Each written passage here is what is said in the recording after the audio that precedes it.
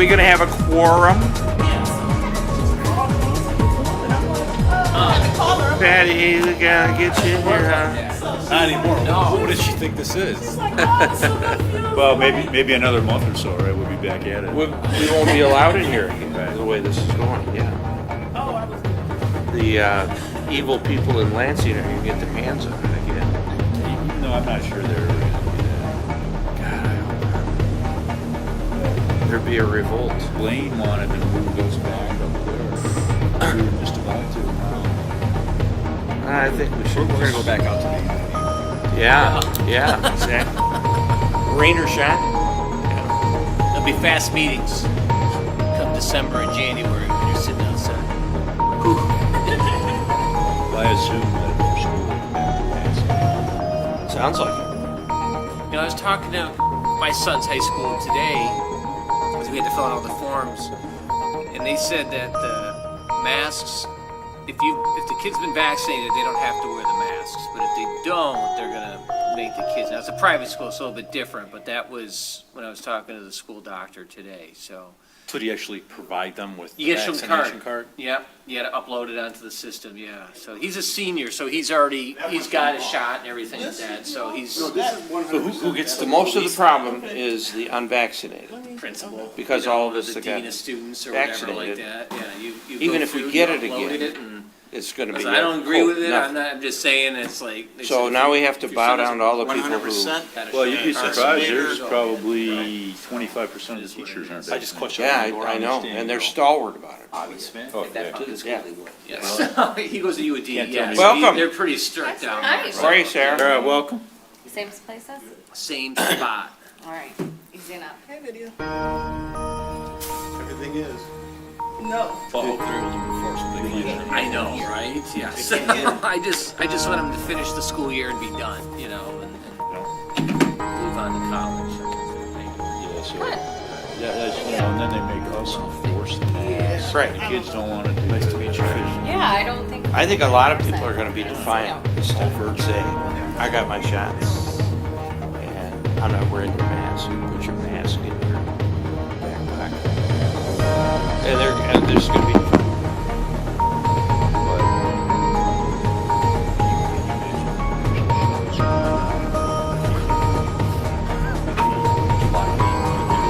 I think they will on the coast. No, but I think There's one on the left. the only way I can see the school going down is if it's around. Nothing worse than being in like a conference room with a whole bunch of people. What? Like the wrong one and you just. You're on the floor. Yes. There's no recovery. There's no recovery. There we go. Then can't get them from regular days. So I feel like I need to step a little more. Fell a little too far under the table. You know what they should do? They should change the law. Allow like retired city managers Well, I say they to should. teach. If you got a bachelor's degree, take this Video weekends.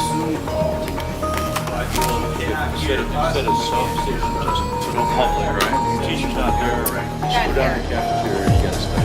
Yeah. That's all. Video. That's all it is anyway, yeah. Unless they're a big early. Yeah. Yeah. We had a few technical difficulties. What they do now is it's We were like moving our chairs Yeah, out there. you know, someone's phone was on distance like. and then gather around a little pub. And then those little plastic glass kept everybody safe. Too. So, which they, Yeah.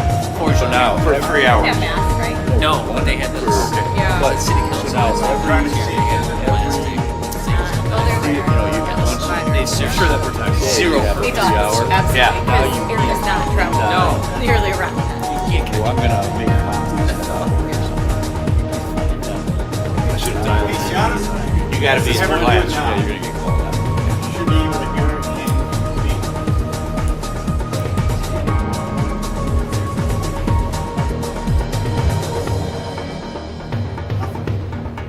We had trouble with video last time, right? Yeah.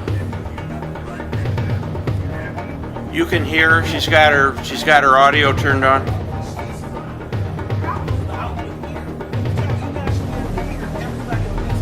We can't hear anything.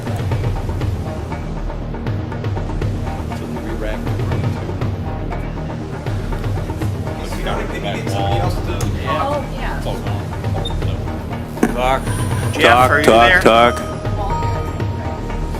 Yeah, I don't know where it Lori. was. Jeff, are you there? Can't hear Jeff. See him. Makes me think something not fun, man. The teachers are going to ruin it for themselves. If they keep pushing. Well, you had some teachers who, you know, before teachers got vaccinated,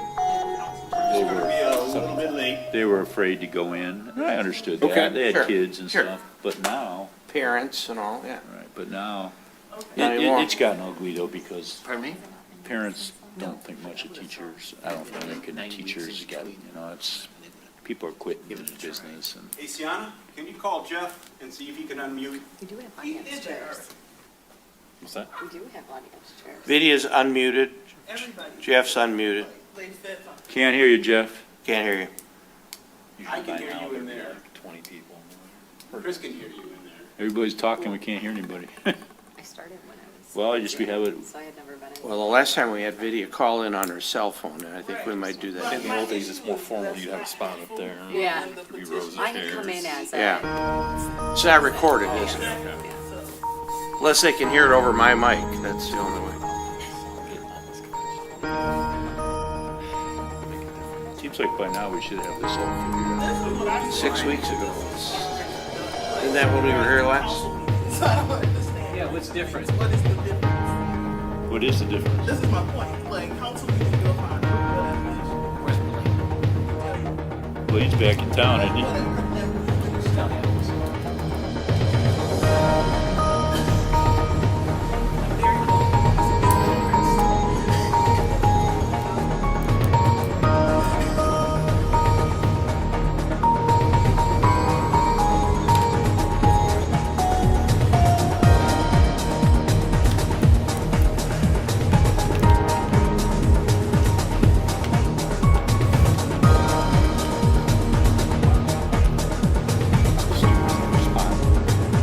Yeah. All meetings, that's your spot. No. So Blaine wanted us to be back up here, just pushing me. So we were just about to give in, and now with Delta, it's like, guess we stay down here. Back to But Zoom. let me ask you, but seriously, let me ask a question. Do you think being here versus up there, and I'm not trying to be a smart ass, do you Yeah, I think mean, it makes any difference? Probably not, but it feels better. I get it. The optics might. Well, but you know, we were pretty, no, I get you. and it's like, yeah, all of a sudden in the modern world, it's like, yeah, we're that close to. And the other problem with the city council, there's, and I won't name them, there are 2 council people who are not vaccinated. I'm going to yell out names, and you raise your hand when I I'm get to I'm the not going to person. answer. That way you don't have to say who it is. We'll go process elimination. You could probably guess. But, I did get my shots. Yeah, I got my card. My card's at home. I'll bring it. I promise I you. got mine it. too. I was first in line. The ouchie for Fauci.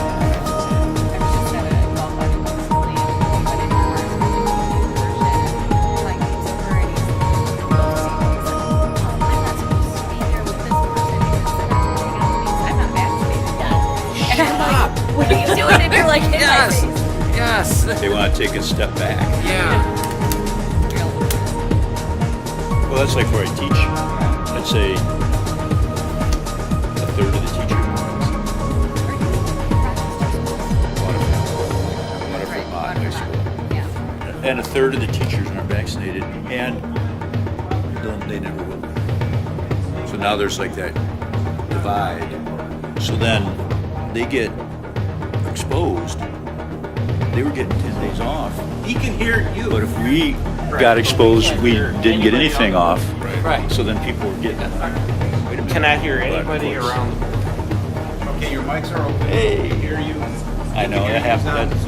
We didn't there. start yet, so We you're, didn't start. you're fine. We were waiting for you. It's no big deal. Yeah. No, don't worry. See, I can hear the music too from yours. I can hear you us. See, it's a good thing we have a small city, Can you right? speak?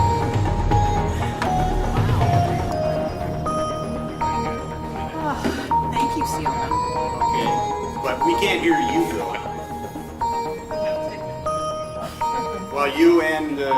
here.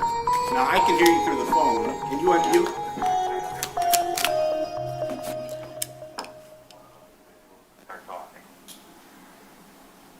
Jeff, can you talk, try again? See, I just heard, that's off of Chris's mic. Nothing. So Jeff K says we can all hear you, you just can't hear us. No, We he just- cannot hear anything in the auditorium. Yeah, but Right. he can hear Jeff. I understand. They're on Zoom. The problem is the output in here, James. These people in here need to be able to hear those people. Yeah, I get that, but Yeah, you keep saying the people on Zoom can hear. We know that. They're all on Zoom. That's not the problem. Well, I can give the legal opinion today if you want me to. yeah, but we need to hear. It's all good. Right? Got a laptop? Oh, Vidya says it's all good too. Neither am I. I don't know what it is either. I've got the surface board muted. I've got the. Your bigger one. Yes. Can you hear Jeff when he talks? No. No. We cannot hear anybody around that board who talks. Did you get that? No, that's correct. No audio from the outsiders. Outside. Yeah.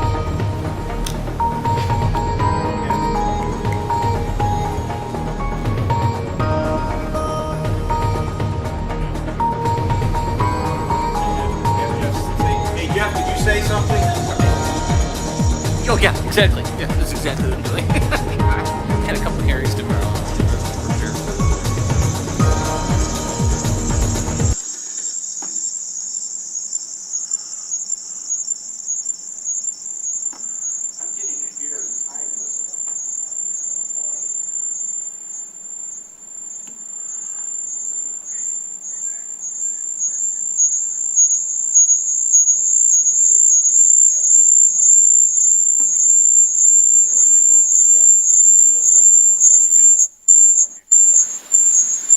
Well, they're all unmuted.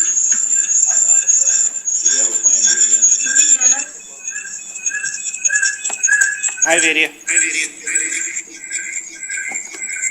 I'm on my own Zoom. I'm gonna shut it off.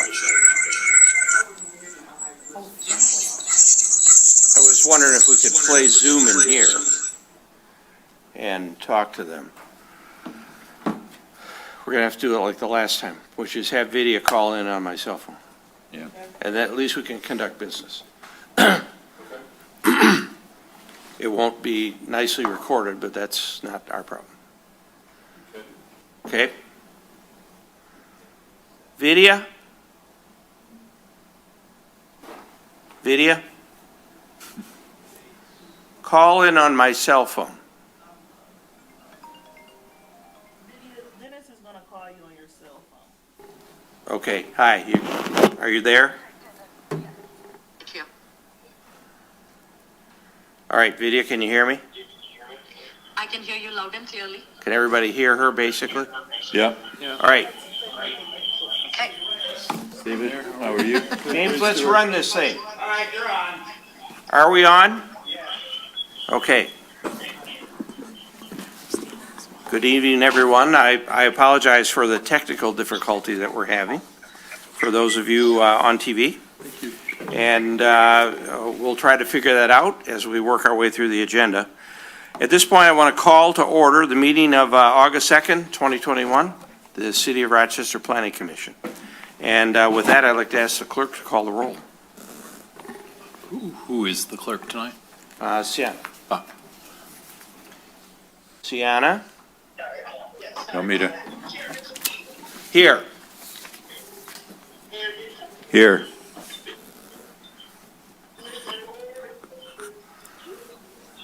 Can't hardly hear you, Sienna. Want me to call the? Yeah, go ahead, Stuart. Okay, so Chairman McGee. Here.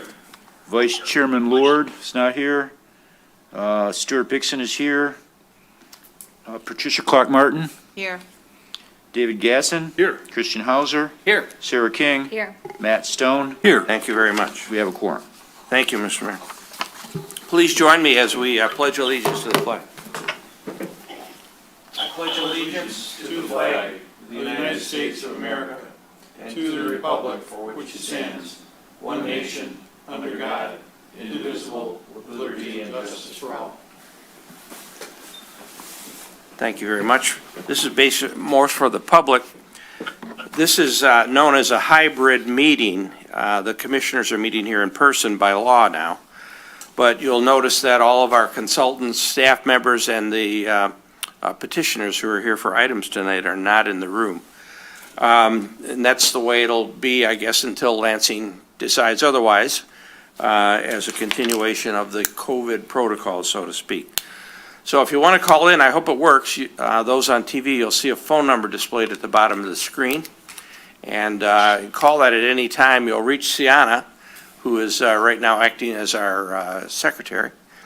And at the appropriate time, she'll hook you up so that hopefully we'll be able to hear your comments directly as it relates to the items on the agenda. Number 3 is public comment. Sienna, I'd ask, you have any written or verbal comments from anyone?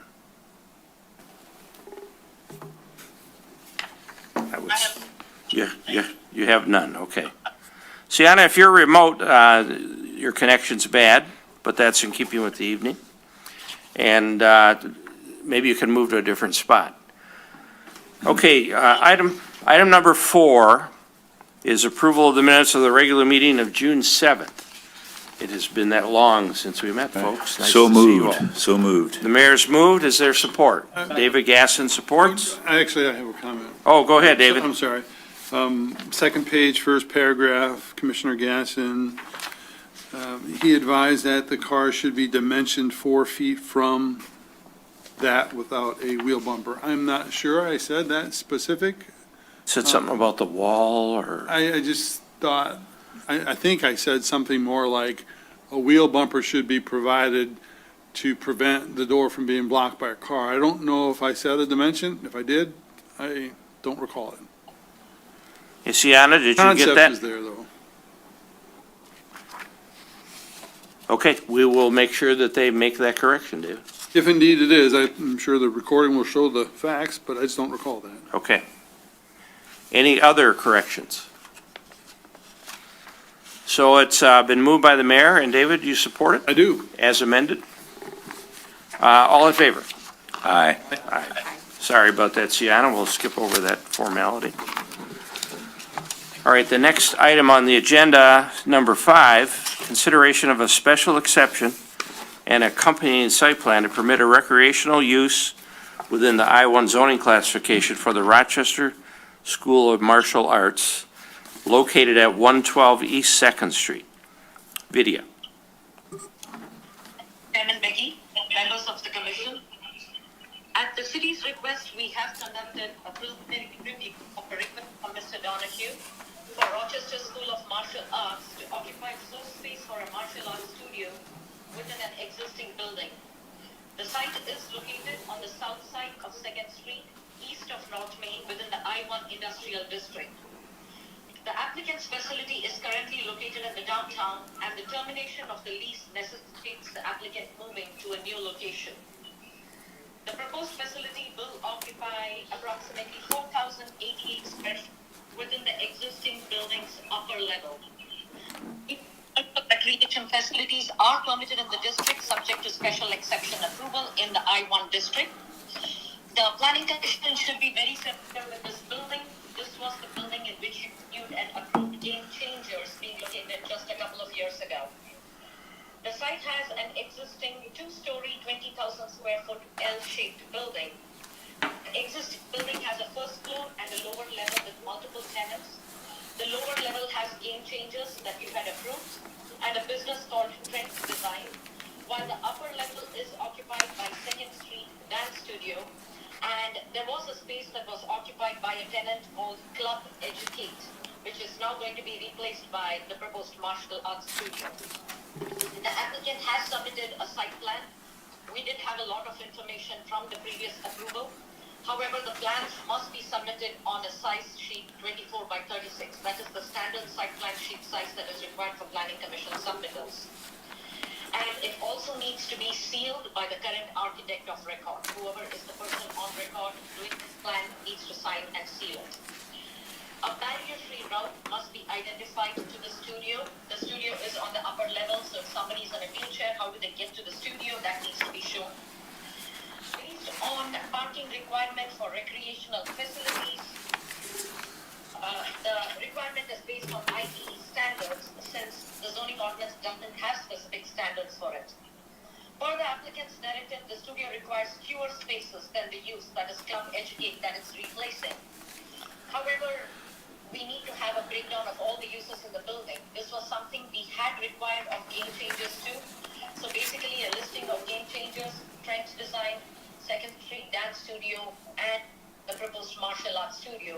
We need to show the square footages of each and their parking requirement. This information can be obtained from the site plan that was turned in 2018, and you can adjust the parking requirements accordingly for the studio to show us that there is actually enough space available. Any on-site landscaping that is dead or diseased must be replaced as part of this approval.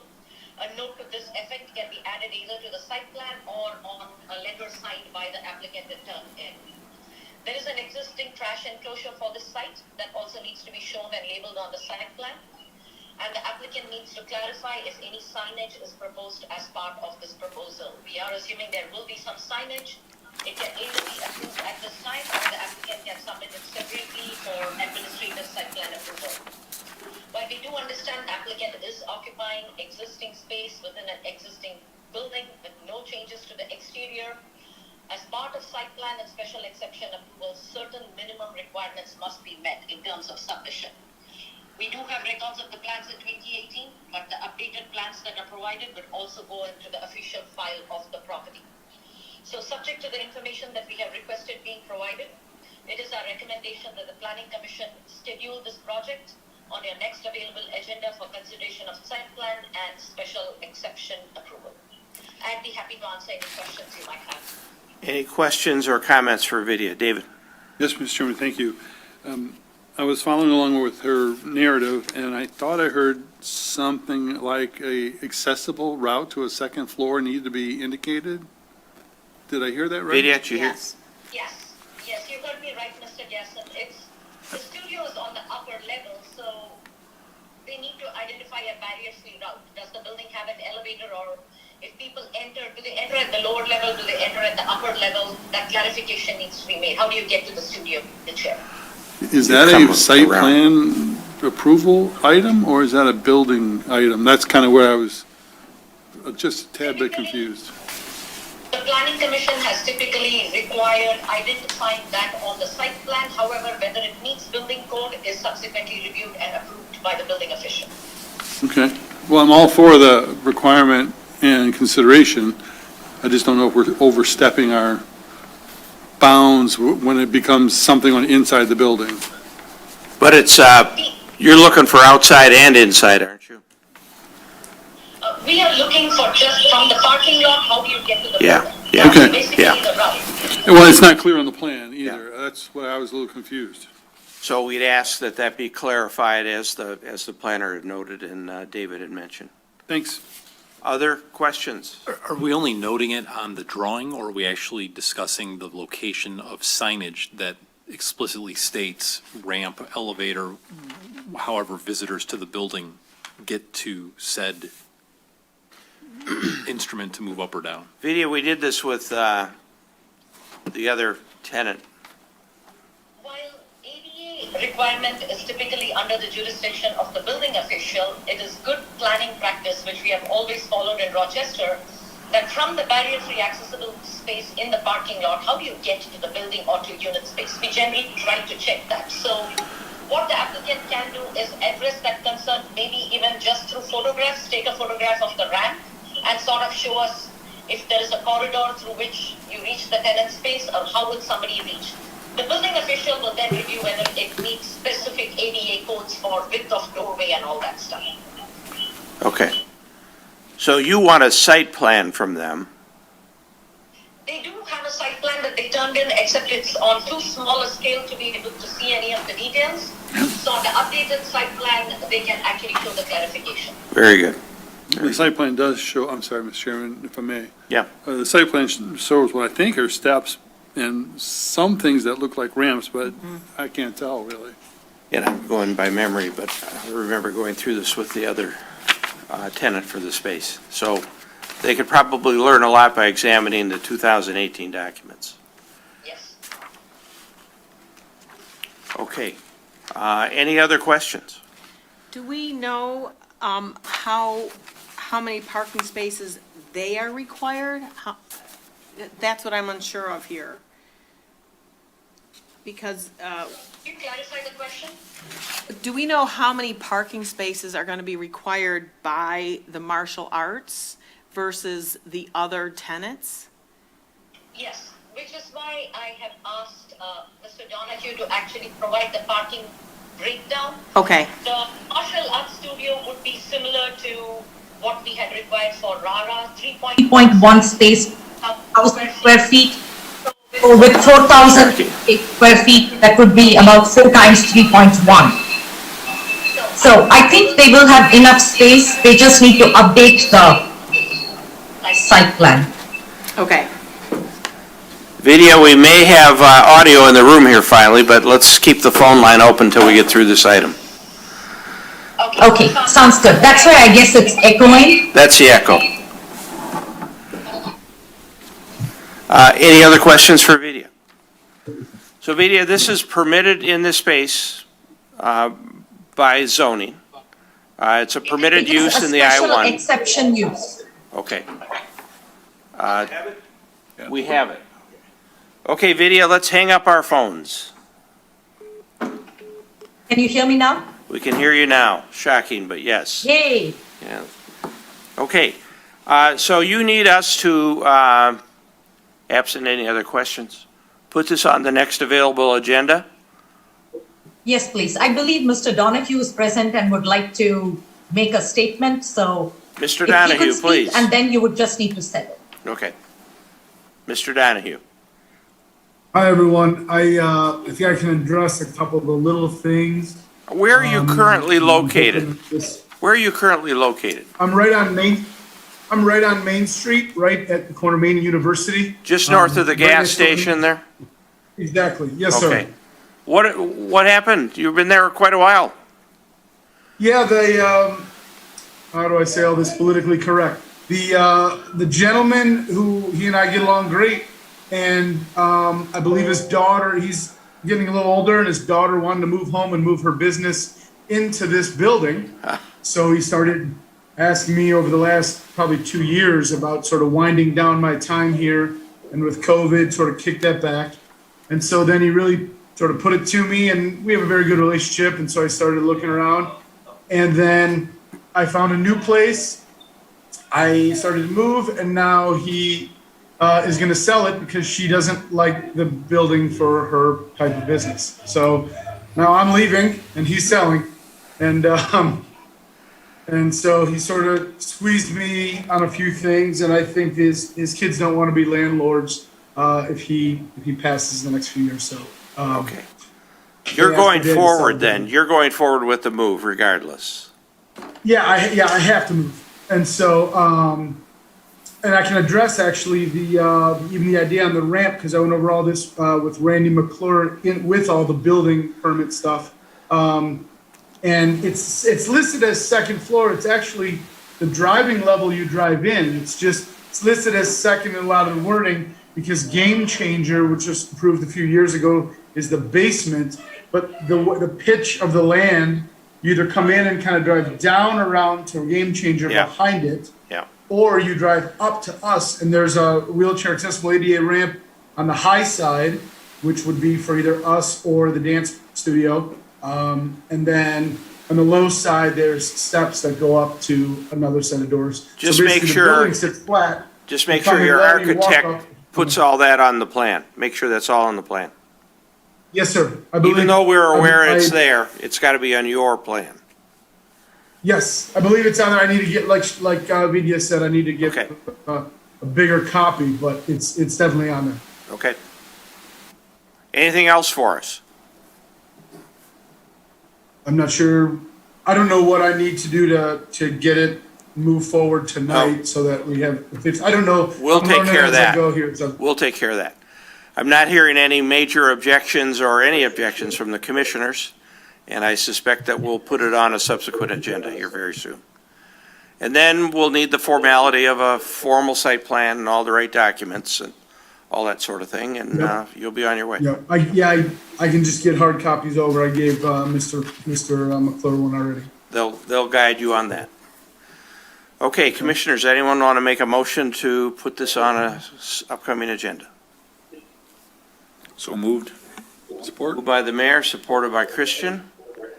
Any other discussion? The roll call, please. All in favor? Commissioner Hauser, Yes. Mayor Bixon, Yes. Stone, Yes. Gasson, Yes. Clark Martin, Yes. King, Yes. McGee. Yes. All right. Thank you, sir, for coming in, and we'll see you at a subsequent meeting. All right, the next item is number 6, consideration of a site plan to build an inspection, packaging, and warehouse building for Pharmaceutical located at 870 Parkdale Road. Video. Thank you, Chairman McGee. At the city's request, we conducted a review of a proposal from Pharmaceutical Company to build a 90,160 square foot warehouse and packaging building on their existing campus. The site you're all familiar with is located on the south side of Parkdale Road between the Cedarbrook Senior Living Center and Pfizer Pharmaceuticals, and has got a total site area of 71.18 acres. It is zoned RP, which is a research park district. The proposed building, which is to be used as warehouse and packaging for pharmaceutical products, is a principal permitted use in the RP district, which essentially was created at a time to facilitate pharmaceutical uses. The applicant has submitted a detailed site plan packet. However, the packet submitted has got information required for step 2, but misses out on a lot of information for step 1. So I'll go over those in brief. A master layout plan for the site is required, which shows all of the existing buildings in relation to the proposed building. This is a big building. It is 90,000 square feet. So to get a context of where it is placed on their campus in relation to the other buildings, we do need to have a master plan, because over the years, PAR has slowly added a building here, a building there. It helps the Planning Commission get a better sense of the whole site if they know where the various buildings are located and what might be coming in the future. The fire truck and the semi-truck turning movements are shown overlapping with each other, which makes it a little difficult to understand which is meant as a fire truck route only and which are meant for circulation of trucks. So a truck drive route from Parkdale to the new warehouse building in and out of the site needs to be shown. There is an overhead door shown on the west side of the building. Not sure what the purpose of the door is, because there's not enough room for a truck or a semi to back up to that or to make a maneuvering movement out of there. So it's a little unclear whether it's an overhead door but intended for person to use, or is it meant for some kind of truck circulation? It's not clear. Information must be provided on the current truck and vehicular trips per day to and from the site, and anticipated additional truck and vehicle trips per day from the site. The warehouse is likely to add a significant amount of trucks, but it depends on what PAR's shipping manifest is, how often they ship out pharmaceuticals, because these are all time-sensitive materials, so I'm sure they have to be regularly shipped out periodically. So we need to have an idea of how many trips will be generated from the site. The plan shows a gate on the west side of the drive aisle to the new building, but nothing on the east or the south side. So if there is to be a restricted area, it would make sense that there are gates at least on 2 sides to restrict to the warehouse loading docks on the south side, but there's a gate shown only on 1 side. So I'm not sure what the purpose is, or is one gate missing? So clarification is required. The plan shows no curbing on the southwest and south sides of the building. The city does require concrete curbing at the edges of all paved areas, especially considering that this is a big warehouse use. You don't want trucks running into landscape areas and onto the grass, where in winter you would end up creating deep ruts. The ordinance does not permit more than 20 uninterrupted parking spaces in a single row. On the north side of the building, we actually see about 22 spaces in a row, so it needs to be broken up with a landscape island in the middle. Sidewalks or crosswalks that connect the proposed warehouse building, the office area of it, to the other sidewalks and other buildings in the campus need to be identified. Typically, POWER does a pretty good job of showing sidewalk connections between buildings. That needs to be identified here too. The plan does not include any trash enclosure or compactor location. A warehouse building of this size is likely to generate significant amount of trash just in wooden pallets and cardboard and other packaging materials. So clarify how trash is going to be removed from this site, or if existing dumpsters are going to be used, are they going to be resized to take on the additional load? Now, the plan includes details for a proposed turnstile, an aluminum gate, and a chain link fence.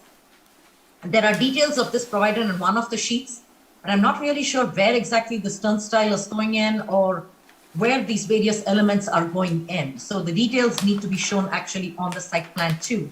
And the limits of fencing and the location of the ADA gate and turnstile need to be shown on the plan. There are detailed elevations in your site plan packet, which indicates it's a building going to be constructed of split face block and something called kingspan wall panel. I'm not sure what exactly this material is, might be some kind of cement fiber board, but I would like the applicant to clarify that. We do recommend the submission of a colored rendering. The Planning Commission may choose to require line of sight diagrams from public rights of way and abutting residential use parcels to the proposed building. Since I cannot really make out where this building is placed, I'm not sure if it can be seen from Parkdale or even if it's placed back, is it going to be seen from Letica?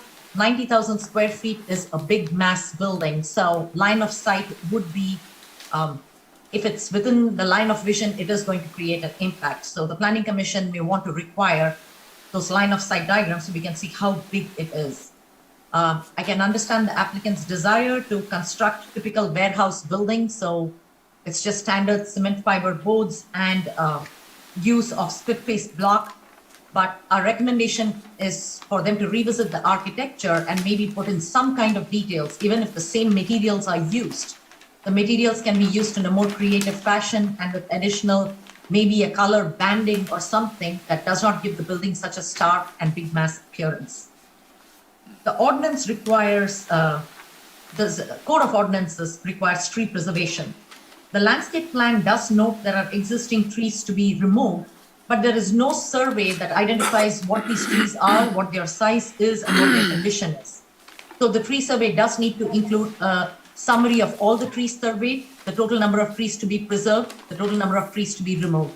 And this can be limited to the area of disturbance only, which means in and around this warehouse. We are not looking for a tree survey of the entire site, which has got some wooded areas. The landscape plan notes that several landmark trees will be removed. Landmark trees require approval from the City Council for removal. What applicants typically assume to be landmark trees might not necessarily be landmark trees. So our recommendation is that the applicant specifically tag those trees and call the city forester out there to actually check on those trees and see if they qualify as landmark trees. And depending upon that, the applicant might have to appear before City Council in order to get approval for those trees. Clarification is needed if any signage is going to be installed as part of this application. And finally, this is a new building, a significant size building that is being newly developed. It is subject to the sustainability analysis and the Sustainable Rochester worksheet that the city has adopted and applied to all buildings. That is not just applicable to PICA areas or mixed use. The sustainability analysis was also applied to the Revolve warehouse that went down in South Street. So there is a history of this being applied to industrial parcels too. A copy of the worksheet will be provided to the applicant. They need to self-score themselves and give details of how they meet the various indicator points. And the City Council had adopted the recommendation from the Planning Commission for the weighted average modified sustainability worksheet. So the applicant will be appropriately scored and scaled on the 20-point indicator list. The city has worked with Power Pharma over the past several years to add buildings periodically over a period of time. While we understand the applicant has got long-term plans for expansion on the site, larger buildings that have an impact on the city in terms of traffic, building mass, line of sight issues will have to be considered. Subject to this information being addressed and the Planning Commission's any additional concerns being addressed, we would recommend that this plan proceed to be placed on your next available agenda for consideration of site plan approval. I would be happy to answer any questions you might have. Thank you, Vidya. Questions for the planner at this point? A question, maybe David? it's not to the planner, but regarding the site diagram, page SP-3, it indicates the fire truck maneuvering, I guess, clearances. And although it might look like it's clear, it really pinches down on some of them. The only place I'm concerned is where the vehicles are parked. I mean, it really does touch those on two different things. And if you're moving fast, I don't think they're gonna be as careful as these diagrams are. And I'm wondering if the fire chief has looked at it.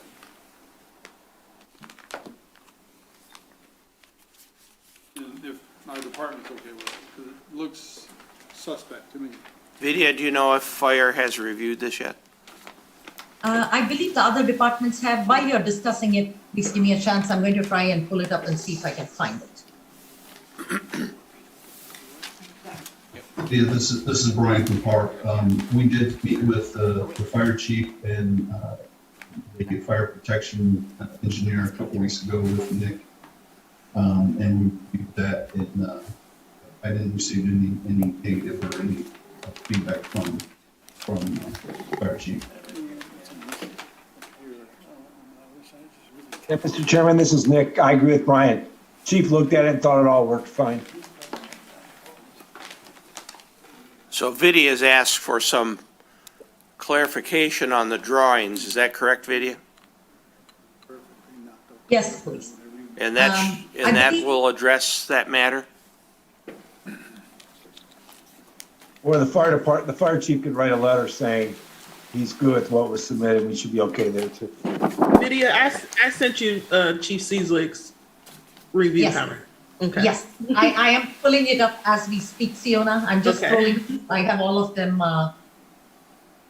Yes, Pharmaceuticals. I'm looking at it. I do have a bunch of them over here. It's all in a mixed state, but definitely we will look at it. But as Commissioner Gasson mentioned, it does look a little tight around the north side parking lot. So just maybe some turn radius, or if you end up having surplus parking spaces, maybe you could lose a space so that the fire truck has got more room to maneuver.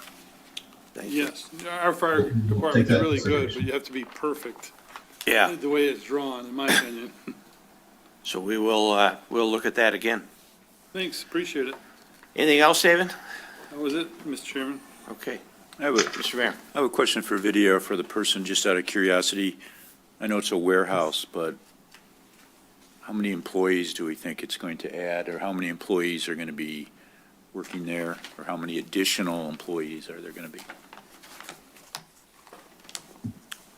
Vidya, did you hear that question? That's probably more for the petitioner when they Yes, get I their did. turn here. Yes, I believe Brian will be able to answer that better. Okay. Exactly what this warehouse is intended for: existing products, new products, how many employees. So hang Brian on a can minute, probably Brian. Matt, did you have a question? Okay, well, if there are no other questions of the planner, then I'd ask the petitioner if he would come forward. Yeah, I'm here, Brian Kissner from Park Pharmaceutical. Your name again, sir? Can you hear me? Yeah, your name again. Okay. Brian Kissner, Senior Thanks. Director of Engineering, Park Pharmaceuticals. Very good. All right, so first of all, thank you, the Planning Commission for reviewing this and providing the opportunity to present this and to take this to the next step. So this building is being constructed to relocate an existing operation which currently resides on campus within Building 100, our main manufacturing building. This is the first phase of a two-phase program. We'll then relocate our inspection process, our packaging process, along with the warehousing needed for the operation which currently resides in building. once that is it's constructed and we have a chance to relocate that equipment, which that the door on the west side of the building is used to relocate the equipment. We needed a way to be able to get the equipment. Brian, you're kind of breaking up. It's hard to understand you. So, sorry about that. Is that better? Yeah, that's better. All right, I'm back away from my mic. So that door on the west side of the building is to relocate equipment from building 100 into the inspection packaging warehouse building. So we will update the master plan layout and provide that to video for review, showing where that building resides at on campus. This is, if you recall, in the last 10 years, we've been demoing old buildings. And this is an opportunity for SWAC to construct a new building in place for some of these buildings that were demoed in the 2012 timeframe, 2015 timeframe. The building actually will not be seen from Parkdale Road. It's about a quarter mile back on the property, and it is going to be adjacent to the old historic barn that was donated several years ago to the OPC. So it's that big open space on the outside of our property. The only visibility that will be seen from the constructed is really from the OPC east side of the parking lot, where it will be seen at. But we will make sure it meets the facade of the campus. The truck and the vehicular trips per day, we do not anticipate any anticipated increased load in that, as this is an existing operation on our building, on our campus. We typically get 3 to 5 trucks per day, either delivering material and or shipping pharmaceutical product. Once I should take a step back. Once that area is vacated and our building 100, the second phase of the plan is to actually construct an additional filling suite, fill finish suite, which will be very similar to our Suite C project, which the Planning Commission approved back in 2017 time. So it'll be adjacent to that suite and will provide us the isolation technology we need for the gate along the west side of the drive needs to be installed there for DEA, since we do controlled substance, we need to show that the second barrier of entry getting into the packaging operation, and third barrier that we have security around there. And there is a gate, or actually fence line shown on the northeast side of the building that will tie into an existing gate system that we have on site, or chain link fence. That's the purpose of the chain link fence across there. It needs to be there just so we can comply with our DEA requirements for the inspection of the facility. Can you understand him? No, not a word. Brian, it's breaking up pretty badly again. I'm sorry. Let me see if I can get some headphones on. Wow. I could repeat some of the salient points that Brian made if the Planning Commission would like. I was taking down notes. Go ahead. So Brian mentioned, please correct me if I'm wrong, that this is a project in 2 phases, phase 1 and phase 2. This new warehouse building is being built to transfer operations from existing building 100, which is getting old. Over a period of time, PAR is trying to take out the old buildings and replace them with new up-to-date buildings. This will not generate any more vehicle or truck trips to the site than what already exists, which is around 3 to 5 trips per day.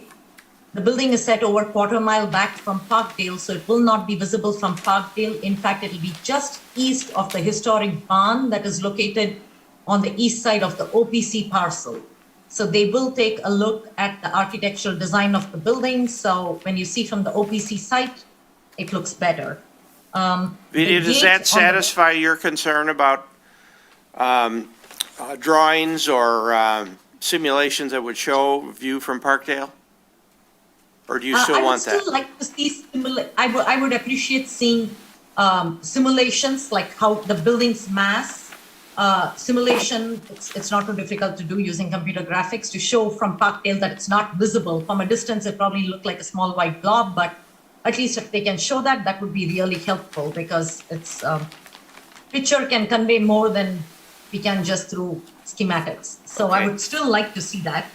Okay. The applicant did clarify that the door on the west side of the building actually is to relocate equipment from the building 100. So they needed to transport the equipment in to this new warehouse. And the gate on the west side of the site is actually a DEA requirement because PAR does have controlled substances on the site and DEA requires that extra level of security. That gate connects to a chain link fence that will cordon off to the northeast side of the site. I think so far that's what Brian Yes, said. that is correct. Thank you, Lydia. Sure. All right. Could you clarify how many employees you might have, or is this likely to generate more jobs or something? So we'll, inspection packaging operation in building 100, we'll be looking at about 70 employees into this new building. No luck, Brian. No look, No. with the speaker. Vinny, can you hear me? Okay. I can hear you when you're talking this way, so if you want to talk, I will convey it. Did you say 70 new jobs or just? Existing, there'll be existing jobs. Is that better? 70 existing jobs from Building 100 will move into this new warehouse. Yes.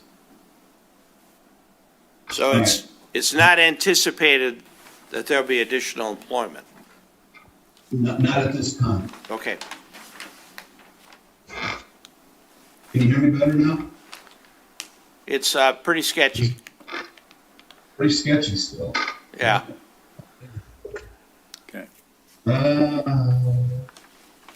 Well, keep going and Yeah.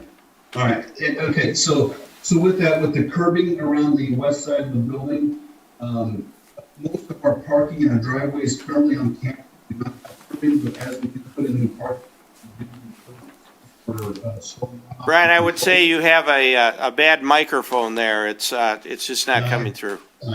Brian, can you turn this way and speak, please? Even I can't hear you when you're facing the other way.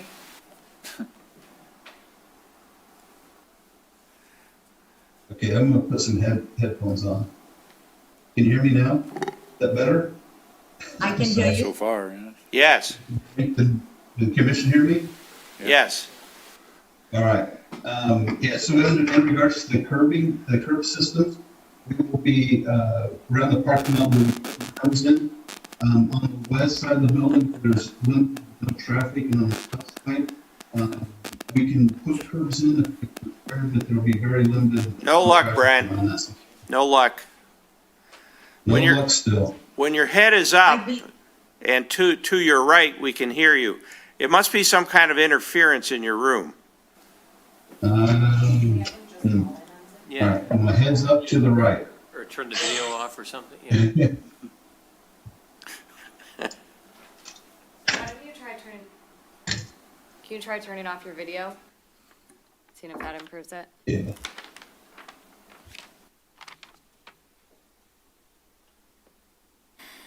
All right. Now can you hear me? Yeah. So Because far. I'm on my laptop microphone at this point in time. Better. Better, but still. Go ahead. Okay.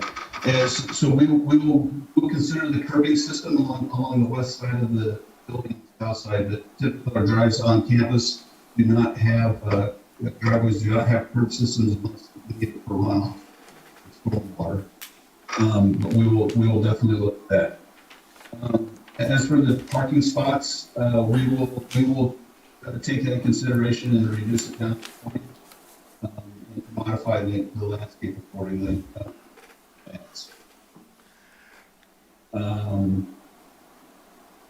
Sidewalks and crosswalks, because there will be very limited pedestrian traffic going to and from the buildings. As employees will come on site, they'll be driving right to the parking lot and coming that way. We will show the necessary crosswalks to control pedestrian traffic. and make it safe for our workforce here on the camp. As for the trash enclosure on the southeast corner of the building where the truck docks are located at, there is a trash compactor area where we will have a trash compactor set up to remove the waste from the building. Currently, we have that underneath the service contract. Actually, inside the building, if you want to look at your plan on A101. The compactor's inside. Yes. Okay. Well, they show Yeah. on page SP4, a trash compactor outside. Okay. There's a dash line outside also was labeled in the building. So that's set up with the 3 shipping receiving docks, and the trash compactor is the same exact configuration we have under the manufacturing building.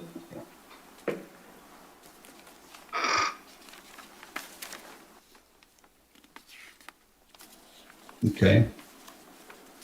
The turnstiles, because of DEA, we got to control access and monitor access of out of the building with car access. We'll have a turn access on the north, really it's kind of the northwest side where the main entrance to the building for pedestrians would be. And the turnstiles are actually shown on the drawing and on the rendering that it'll be coming to a cafeteria meeting area for the employees. That turnstile will be integrated into our existing security infrastructure on site, and we'll employees when they come in the facility and when they actually leave the facility.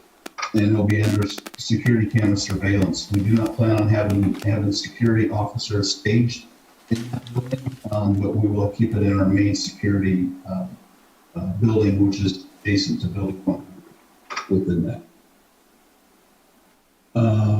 So Kingspan, the wall system, Kingspan is actually just a brand. It's a manufacturer of an insulated metal building panel. We use the same material when we constructed remember a year ago for our refrigerator for the vaccine. So it'll be a similar material that we're using to construct the exterior of the building. And it actually fits in a lot of our campus and the corner of our other site plan.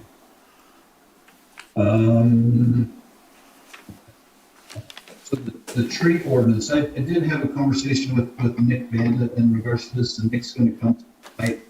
We're going to walk these trees. I'm not aware of any landmark trees in this area. The trees that are there are some spruces, and we will try and relocate them as necessary.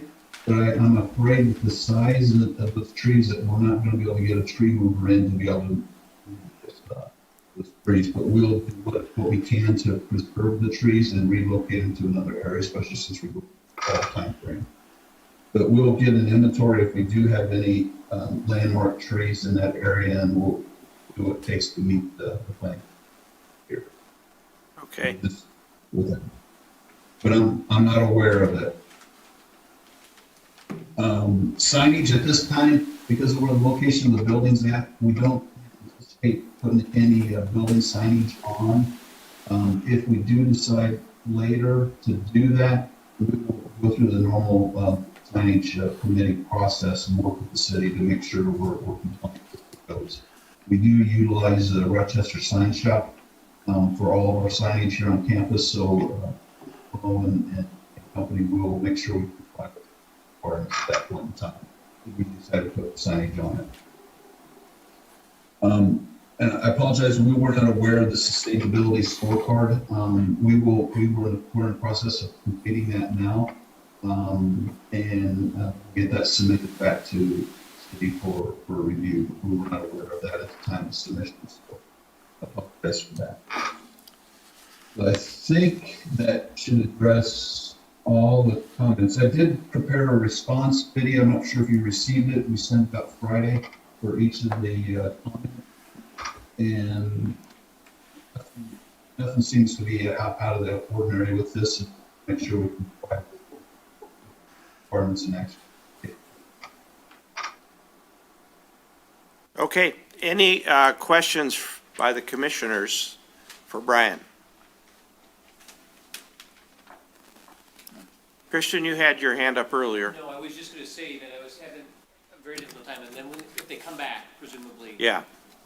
I don't know if it's our system or theirs, I don't know if they're allowed to come in here and present, but just from a practical matter, it's hard to make determinations and decisions when I. Yeah, Brian, I'm sure you know that's tough for us to hear it all. So before no problem. We were 15 minutes late tonight because we had our own problem. So before the next meeting, when you present, just try to work that out. Any questions for Brian? I don't have any problems. I have a couple, Brian. You only have one drive access to the complex, is that correct? That is correct. There is a drive to the back of our property on via to Pfizer and this campus. That's what I was wondering about. Do you have a cross-access agreement with Pfizer to be able to use their driveway? And we do not have in place, but we partner closely with Pfizer. Vidya, could you hear that? No. You say they do not? We do not have a cross-share access with Pfizer. But we have a good working relationship with Pfizer. We control the gate to our property with the key. So back there, Okay. I could not hear that, Chairman McGee. All I heard was they do not have it at this time, but there is some kind of cross connection. More concerned about, are there going to be additional trucks coming and going, and are they planning to use that Pfizer connection for any of that? But it doesn't sound like it. No, we do not plan on using that Pfizer connection at all. Okay.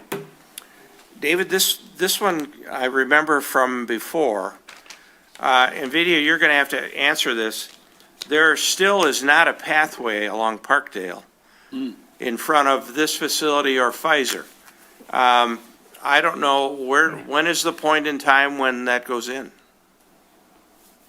I think this was discussed previously at the Planning Commission. Nick can chime in if he wants to, but there is a sidewalk on the north side of Parkdale, and for safety reasons or security reasons, it was determined that a sidewalk will not be put along the frontage of Pfizer and Par Pharmaceuticals. Nick, is that recollection correct? Absolutely, yeah, there's no way, there's wetlands, there's grade changes.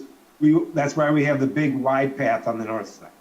I would ask that, as part of this consideration, that be restated for this commission and put in writing as to why this applicant is not required to put in a pathway where others are.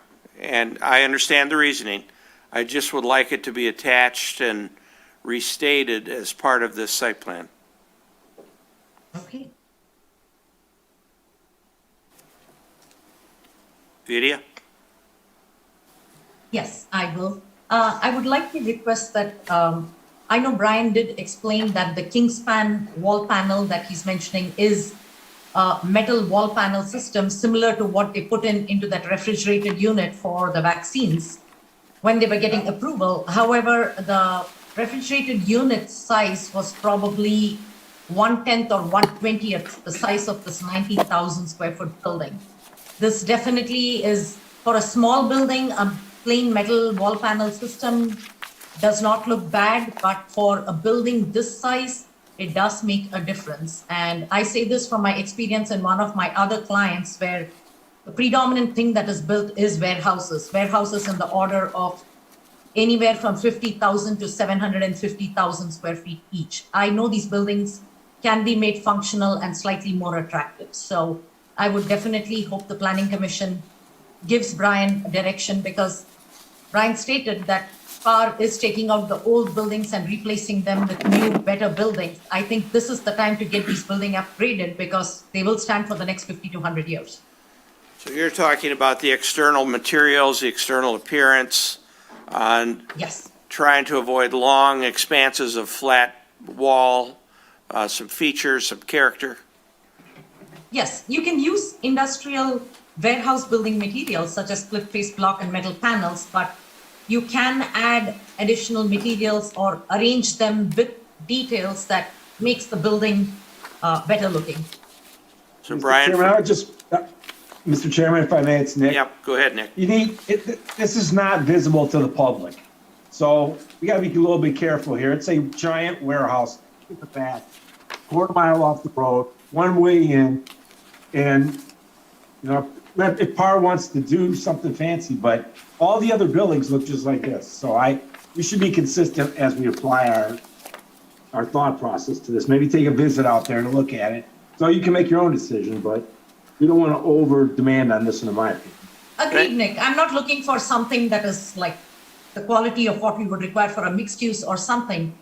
But the fact that this will be visible from the OPC parking lot that is right next to it, and OPC is a pretty popular site, and considering the longevity of this building hopefully will stand for a long time to come. At least the facade that is visible, I'm not talking about doing it to all the facades, at least the facades that are visible from adjacent properties could use some enhancement. I'm not talking about brick or anything, but maybe arrange the same materials in a more architecturally pleasing manner. Up to the PC. Okay, any other questions? Mr. Mayor? Yeah, I just had a comment. So I was the chairman of the OPC board when PAR was so generous to give that land. And I know that was a very complicated negotiation, and there was property and parking and stuff like that. I was just, and I'm not saying there's anything I thought maybe it might behoove us to invite the OPC to have a look at this, or invite them to the meeting. Let's invite him to the meeting. Yeah, because, Renee Clark, I mean, again, this was a complicated thing, and I mean, my recollection was there was like going to be shared parking at the bottom. Brian, do you know if the any bottom. contact has been made with the OPC about this possible building? Yeah, we actually, Renee, had a conversation. She's looking for some additional. We can't understand. I'm sorry, I'm not sure what's going on. Here I'm on calls all day, and something's not. Something might. So, yeah, so not just pick up. just to let them know, and If- it sounds if like you maybe would. they do know. If you would, Brian, it sounds like you have, but maybe you can elaborate on that later when we got a better connection. Sorry about that. Thank My you. apologies for this. No problem. No problem. Anything else, Mr. Mayor? That's good, thank you. Matt? I'm going to have to abstain from the vote, as the applicant actually called, one of Brian's associates called me today, asking me for some pricing guidance on this package. Oh, good. So, yeah. Well, good for you. Okay, commissioners, I think we want to move this forward, and that would be to put it on a subsequent agenda for site plan review. So do we have a motion to that So effect? moved. The mayor's moved. Mr. Gasson has supported. The roll call, please. Mayor Bixon, Yes. Commissioner Gasson, Yes. McGee, Yes. Stone, Abstain. okay, King, Yes. Hauser, Yes. Clark Martin. Yes. Okay, thank you. Brian, good luck, and we'll see you back here in a short period of time. All right, thank you very much. You're welcome. Enjoy your evening. Okay, next item is number 7, consideration of a site plan to construct 174 new carports at Forest Ridge Apartments located at 425 West 2nd Street. Video. Thank you, Mr. Chairman.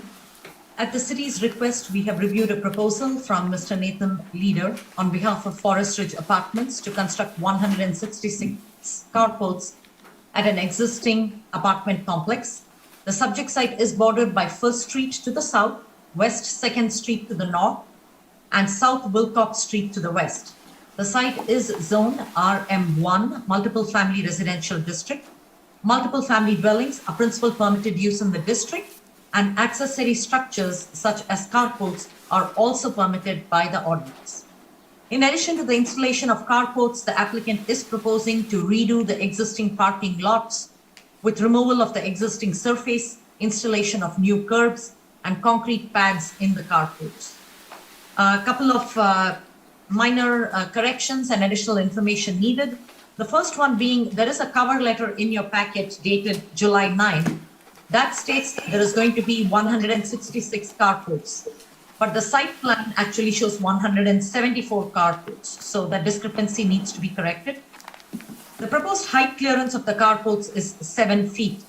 The average height of a pickup truck is 6 feet 5 inches, and a large SUV would be 9 feet 9 inches. So while it's the applicant's prerogative to build a 7-foot tall carport, I just wanted to make sure there is some way for them to convey to prospective tenants the limits on how big how big a vehicle can be that fits under these carports. Some of the larger vehicles cannot, so maybe there needs to be some kind of signage to clarify that. The carport roof has got a minimal slope. We would just like clarification on how the snow is removed. The applicant has stated that these carports are similar to what was installed at Cedarbrook. I do not recollect what was presented at the time, so it would be helpful if the applicant can get more information from the manufacturer as to how do you remove snow from the roof of these structures, if there's some way it naturally melts or slides out. The complex has a total of 26 two-bedroom and 140 one-bedroom units. Based on the ordinance parking requirements, the site requires a total of 319 parking spaces. Now, the documents that have been submitted have a lot of discrepancy as to the exact parking count. The applicant's letter that is dated July 9th states there are 296 spaces. The colored illustration that is there for the apartment states that there are a total of 205 spaces. Sheet C3 states the existing parking as 298 and provided parking as 314. So at this point, I really don't know how many spaces there are and which plan or which count is accurate. So all the data needs to match up on all the sheets. The site plan needs to include parking calculations based on the standards, which is 1.5 spaces per one-bedroom unit and 2 spaces per two-bedroom unit. Now, the challenge is the Forest Ridge apartments are over 50 years old. The parking standards were possibly different at the time the complex was built. It is likely the parking lot is going to have a shortfall of required number of spaces. However, calculations need to be noted so that we can certify that this is a legal non-conforming site, and the parking spaces, whatever they have, is grandfathered in, even if it's a shortfall. The entire plan that is before you shows one handicap accessible space on the site. The ADA requirements are significantly different. Of course, based upon how many total spaces are there, a certain number needs to be set aside as handicap parking. While the parking lot, the number of parking spaces overall is grandfathered in, ADA compliance cannot be waived. When an applicant is redoing the entire parking lot, they might end up losing a few more spaces, but they do need to make the lot ADA compliant so that you have enough number of handicap accessible spaces. Right now, for the total number of apartments, they have only one handicap accessible space shown next to the office. The ordinance does not allow for more than 20 parking spaces in an uninterrupted row, and lots with more than 40 parking spaces are required to provide landscape islands. There are several areas on this plan that have 22 to 40 spaces in a single row with no breaks at all. So landscape islands would need to be included. A landscape plan for the parking lot is required by the ordinance. Now, the ordinance does require a screen wall along the entire east property line.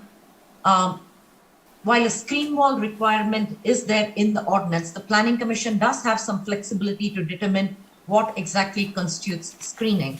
So if there is an existing fence already, whether it belongs to the neighbor or to the Forest Ridge apartments, any kind of barrier that serves as screening between the properties along the east property line and possibly some areas in the south needs to be clearly identified. The applicant's letter states that no lighting plan has been included, and they can add, I quote, soft ambient lighting to the underside of the carports. For the safety of the residents, some form of illumination in the carports is necessary, especially in winters when it gets dark by 4 or 5 o'clock in the evening. The underside of those carports is going to be pitch dark. So even if it's motion sensor light or some form of lighting. For safety reasons, those lighting fixtures need to be provided. The existing fixtures on the site that are not adequately shielded should be replaced with shielded fixtures, or shielding can be added. Lighting in apartment complexes has been a significant point of discussion at the Planning Commission for the past year. So any fixture that is not in compliance needs to be brought into compliance in terms of screening and shielding. The plan actually notes a relocated dumpster right in the front yard along Wilcox Street at the northwest corner of the site. Not the best location for a dumpster unit right at the corner of two major streets within the city.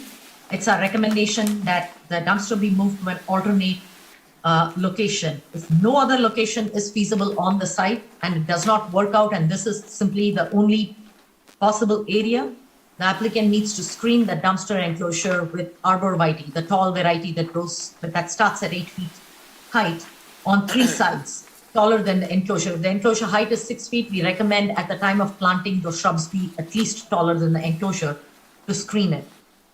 And now this apartment complex is over 50 years old. While it is well maintained, the site does not conform to many of the requirements of the zoning ordinance. We do understand the challenges faced by existing legal non-conforming sites. There are some things that cannot be corrected. You cannot shift a building, you cannot move a building footprint or create additional parking if there is no room for it. However, the things that can be brought into compliance with the code must be brought into compliance with the code. You simply cannot make only the improvements that you want to a site and not bring the other associated elements of the site also as much up to code as is feasible. Subject to this information that we have requested being provided on an updated set of plans, it's our recommendation that the Planning Commission place this project on your next agenda for consideration of site plan approval. I would be happy to answer any questions you might have. Questions for video, David? My first response, I appreciate the depth of in detail of your report, but with the items you've indicated, I would not expect us to put this on an agenda. I would expect to see some corrective measures first, or at least a response. Maybe there is a response already based on your report from the applicant. But it seemed to be rather significant to me and a little bit open-ended about how many non-conforming items there are that we can correct or can't be corrected. Yeah. Good point. The applicant did submit a typed-in response. However, that response came at the end of last week, and I did not have the time to review it. I typically do not have the time to review letters that are turned in just before a planning commission meeting. So the applicant is here tonight. They can try answering some of the questions for you, and if satisfactory, the planning commission can then decide what their next action should be. The applicant did ask a question of me saying the ADA is what it currently exists. The lighting and the landscaping are also what they exist. And I did clarify that while grandfathering clause works for certain nonconformities, it is not a blanket approval of all existing nonconformities on a site. So I would maybe after the applicant's presentation, the planning commission can determine how they would like to take action on this matter. David, you have I more? have one other planner question.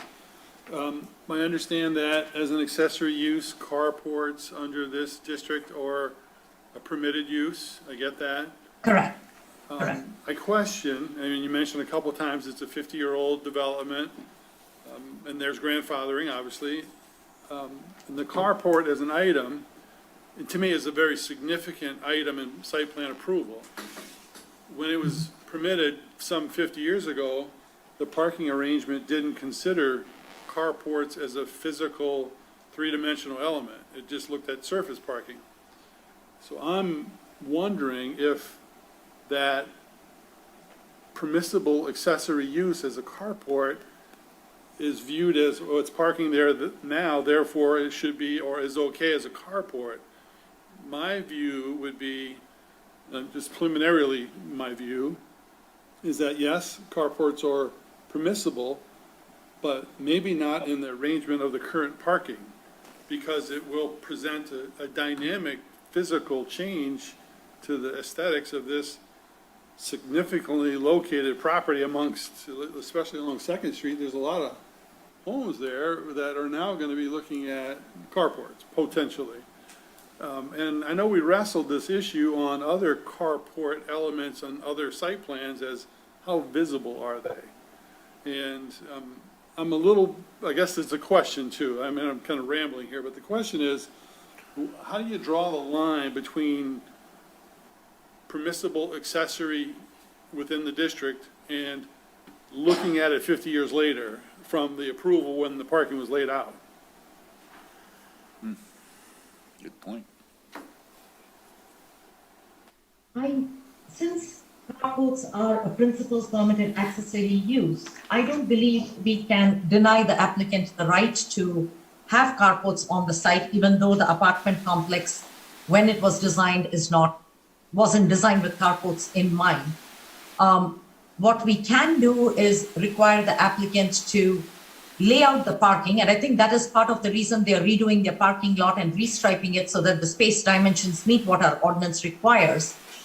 With the incorporation of landscape islands wherever we have more than 20 spaces in a row,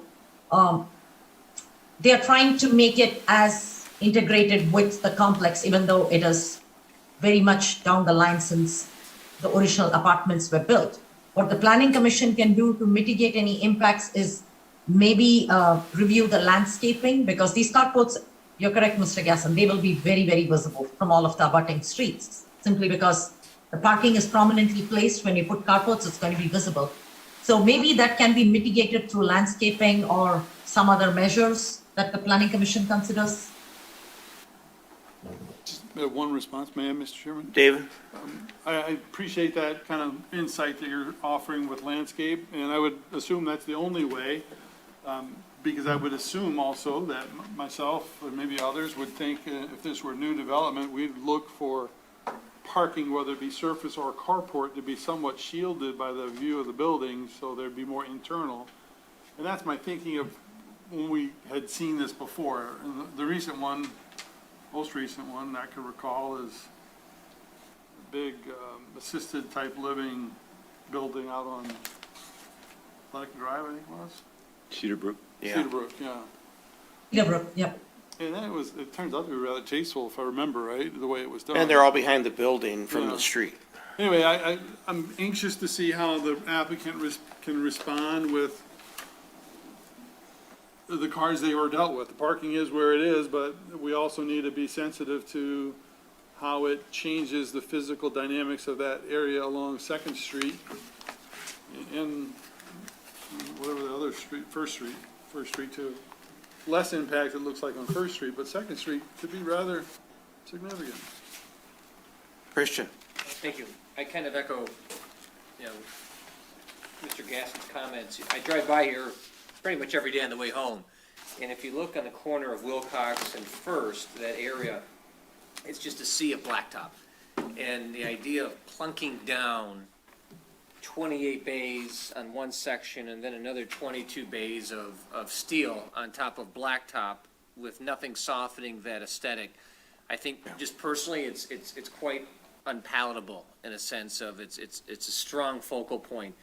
And I think I would echo Mr. Gasson's comments as well, that I don't know if it procedurally makes sense to move forward until some of these substantive issues are resolved, because I could foresee them coming back and maybe making some changes, but I think the real inherent issue, at least personally, is how do you incorporate what the applicant wants versus conforming with what's necessary in 2021?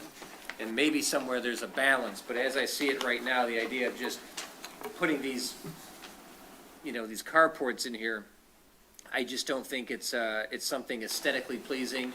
I simply don't think it comports with what's required under the rules, and I think, frankly, it could be a little bit, I don't know, I'm just going to say it, I think it could be done better. Other questions?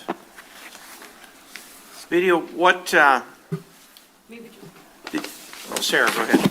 well, just an observation. I would tend to agree with a lot of what's been said. Looking at the placement of where the carports are and adding these, I'm noticing that they're in parking spaces, especially the ones along Wilcox that are furthest from the apartment buildings. Yeah. And if there's gonna be, you know, I think there were a number of extra parking spaces noted, you know, I wouldn't think they'd actually get use if they're much further away. And is the placement in the right place? I would, if I may, I think it's an excellent point.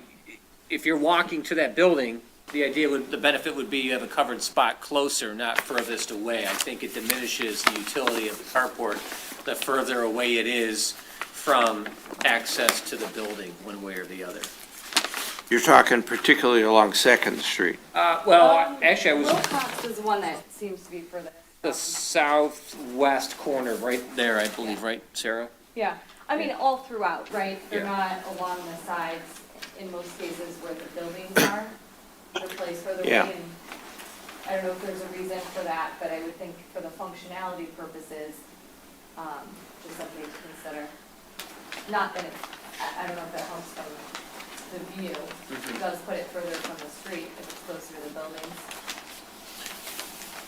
The problem that I have is that as you drive by these, you'll see a wall of steel, a very long Exactly. wall of steel, particularly along Second. And I look at some of the development that's been done on the north side of Second, and it's very attractive, and wow, it's, Yeah, I think that there's a lot of change happening in a Yeah. good way on those Yeah. homes that are, and to seen in a good impose 50 years later something on them, had the carports been there, they might not have made those decisions, so. way. Perhaps, yeah.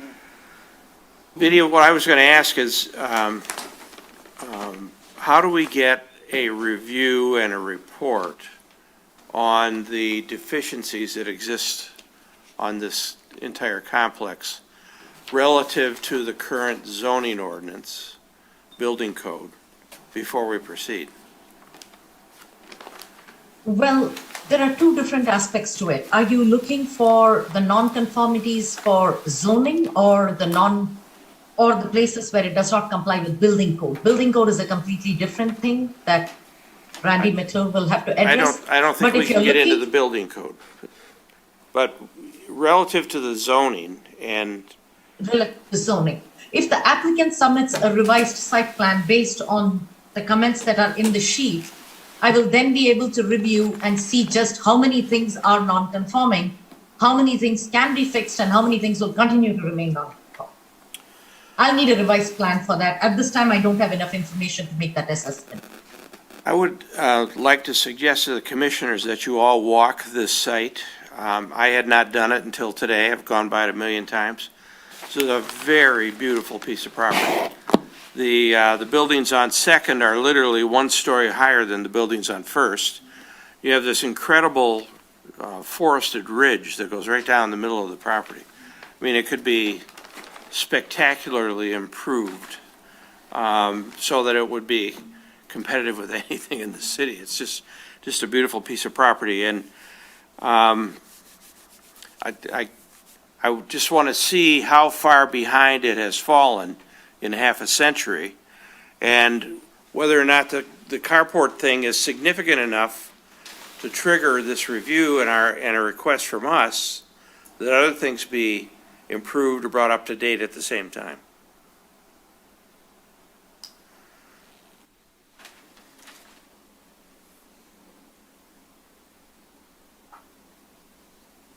You're hesitating. I'm sorry. Was that a question for me? Yeah. Oh, I'm sorry. I thought you were making a statement about the No. property. I think we're all feeling the same thing. It's old. This is a significant addition. We want to review this thing before we proceed. We want to see where else it's deficient, and we need some help. We need a report on that. Okay.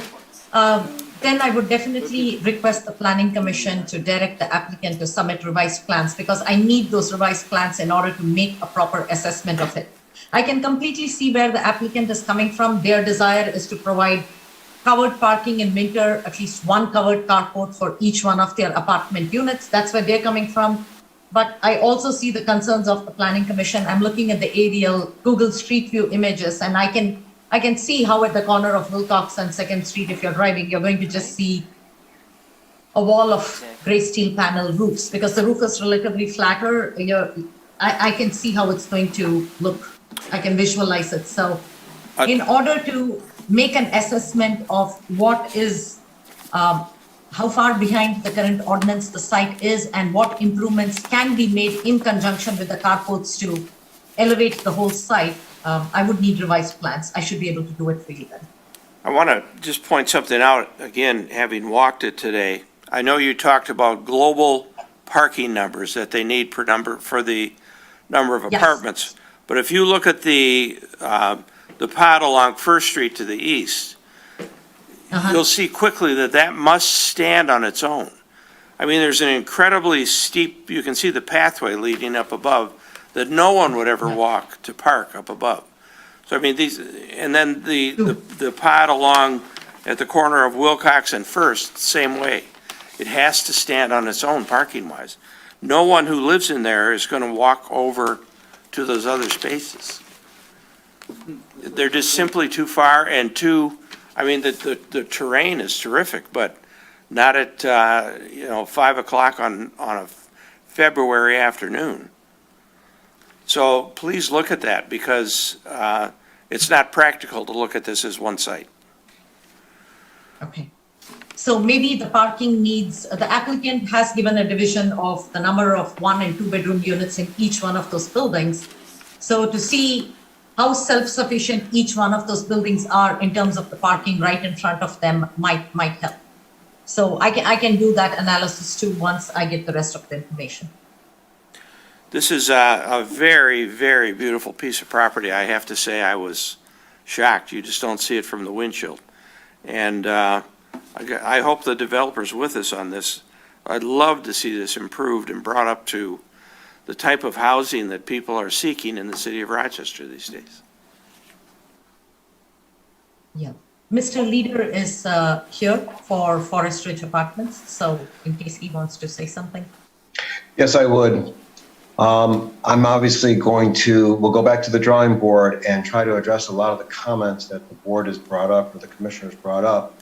I would like to ask if Nick Banda could chime in on my behalf, because he's been a stalwart supporter of our management and ownership since we took over in 2014 as far as what we've done to this property.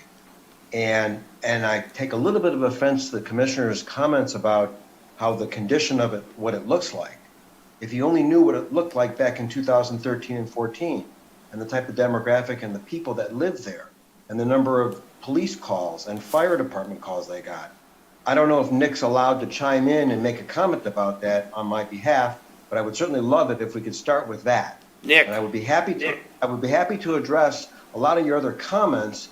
You're concerned about what these things look like. Well, First Street, you don't even see any of these carports because they're blocked by the entire building. Nick? Wilcox and First Street, we probably planted over 50 pear trees along all these streets.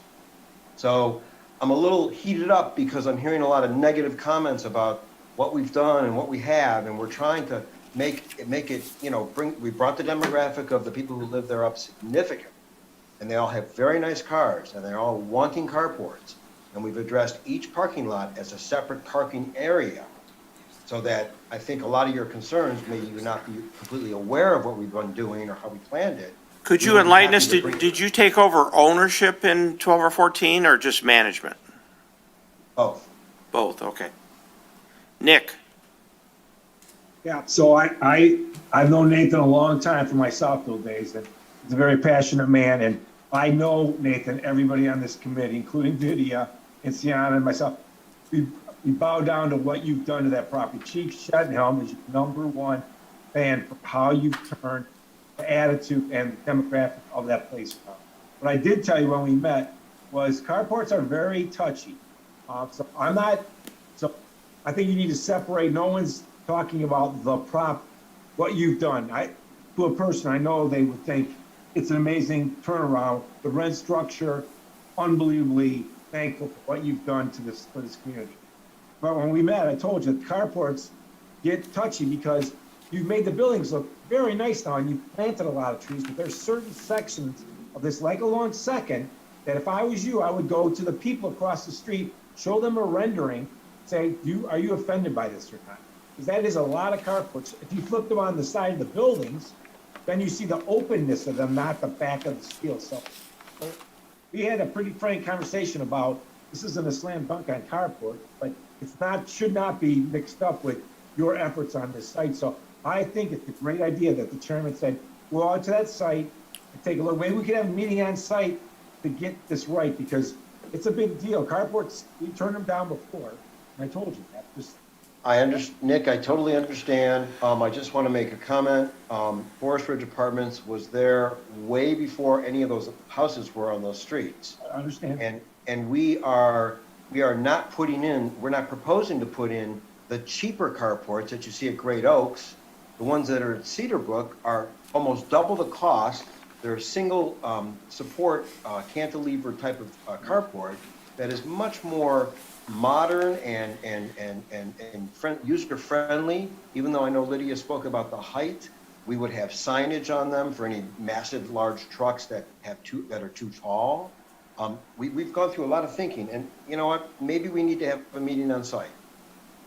Yeah, I think that, and then I think a rendering, we talked about this, a visual rendering, like from Google Earth, and see what they're gonna look like rendered, would make a huge, that'll help you understand what they're gonna look like too. I know you don't wanna go backwards, what you've done to beautify that site, all the trees. I mean, the simple answer is we can plan a row of arborvitae's and block every single thing, every carport top.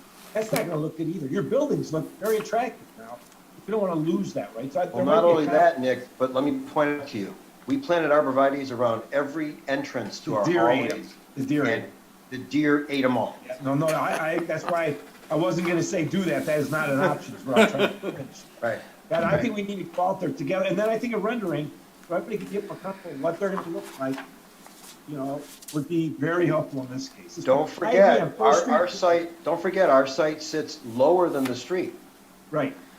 Right, but the carports are right there. If you Google Earth Street Pride, there, you can see the cars easily. But again, Wilcox and First, not such an issue. It's second. They'd be very prominent to the homes that were recently invested in. Now, on their favor, what Mr. Gasson said is correct. They invested in their homes, not expecting carports, I'm sure. So, yeah, that's why I wanted you to talk to them, see what they think. And the only way to do that is with the rendering. So what's the difference if you're looking at a rooftop of a carport versus a car? For a lot of people, it's a big deal. They're long, solid.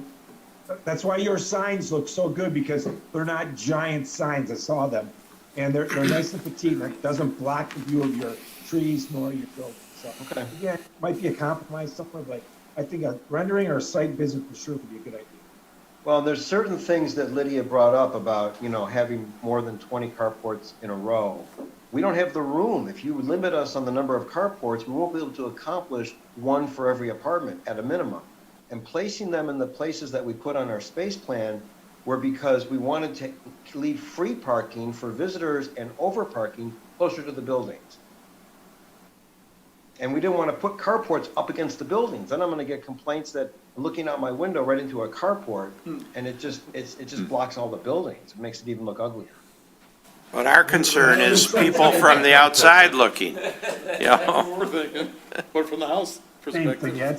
Not every site is worthy of carports, Nathan. We talked about that. And this one, you might not be able to do it, or we compromise.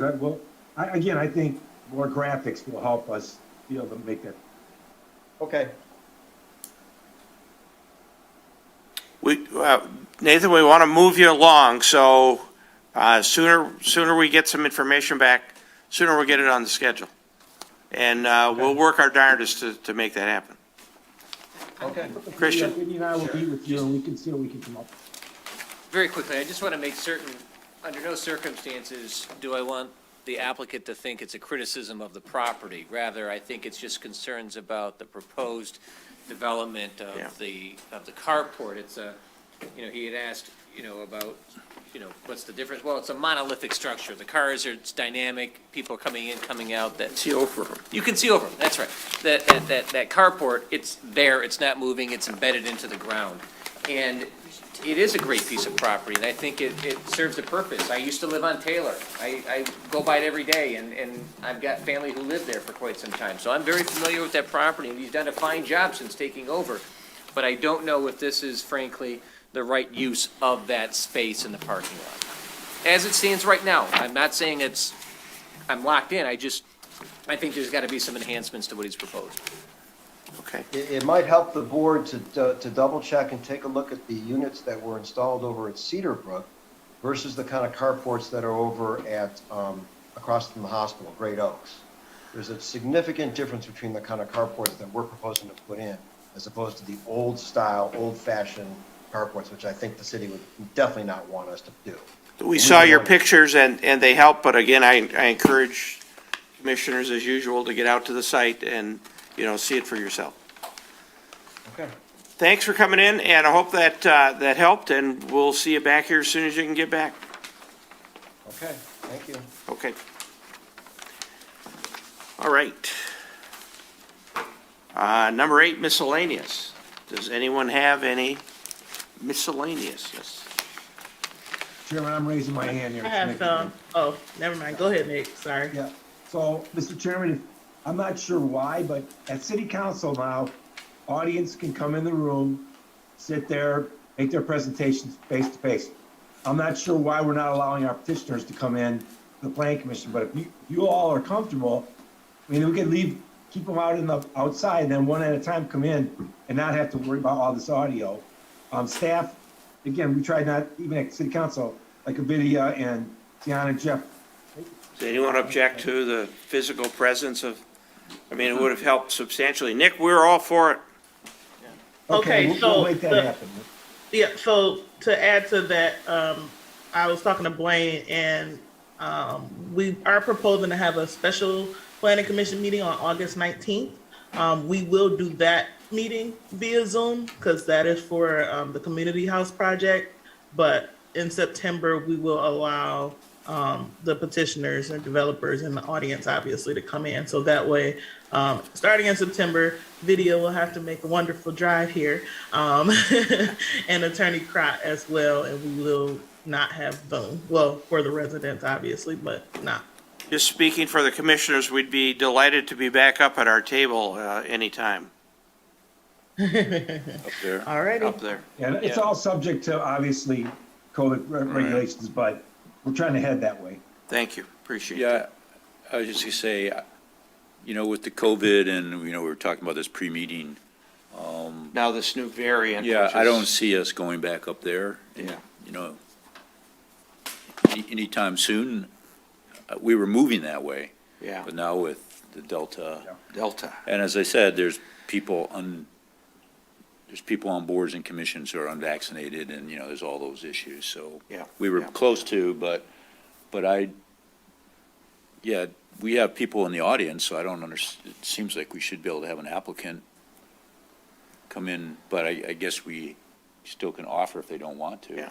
If they. That'd be fine, but our preference, as tonight, a perfect example, is that the applicants come in, be prepared to run their slides, like we did before. It's so much more helpful.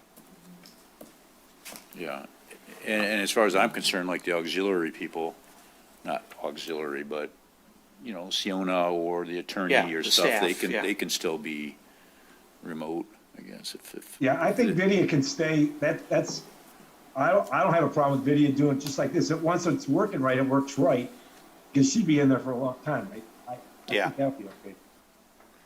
And Jeff. Anything else, Nick? No, sir. Okay, thank you.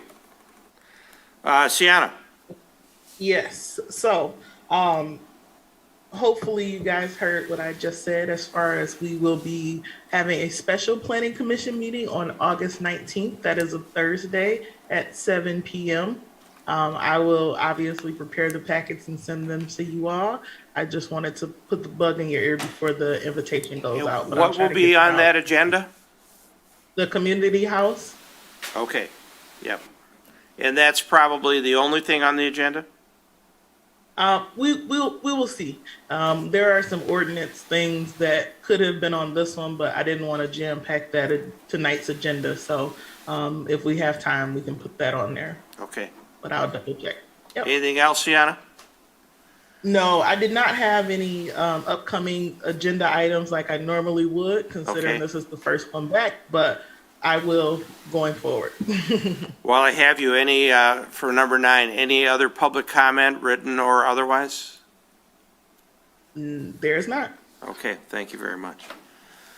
Sarah? I was just gonna ask the next one with the community house. I know we saw something a while back. Is this coming for review to then go to a public hearing, or what's the meeting about? Sienna, is it a, go ahead. Yep, this will be the first submission, and then you guys will then set that for a public hearing at that meeting. Do you know what they're proposing, just off the top of your head? Nick, help me out here. I do not I remember. got you. Yeah, so what they're, if you can picture the room when you first walk in to the left, Yes. the big room's a big L. So they're taking that down and making it one big room. And then significant upgrades to the landscaping, the outside of the building, the roof. It's a really quite a beautiful makeover on the building. But in essence, it's to make the big room a square, and then below it would be a room that they'll decide in the future if they're going to raise dollars to. So new construction. Correct.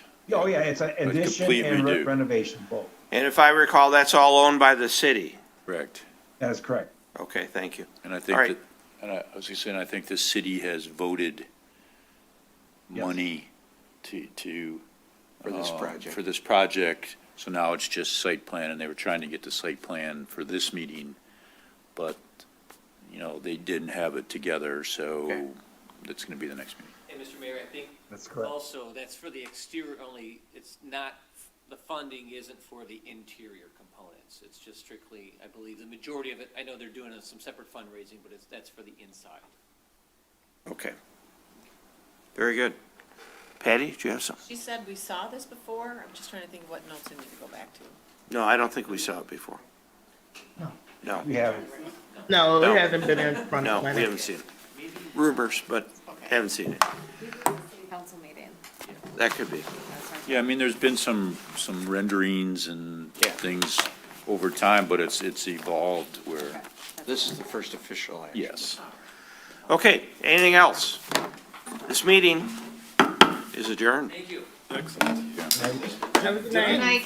Did I miss a meeting in June or No. July? Okay. Good We pricing. didn't miss either one of them because we didn't have either one of them. coming down a little bit? I know, it was weird. Kept looking for a packet because that Like, how do we get reminds me that there's a back meeting. into the swing of things here again? All right, everybody, we'll see you on the 19th, it sounds like. Good to see you, man. Thank you, Dave.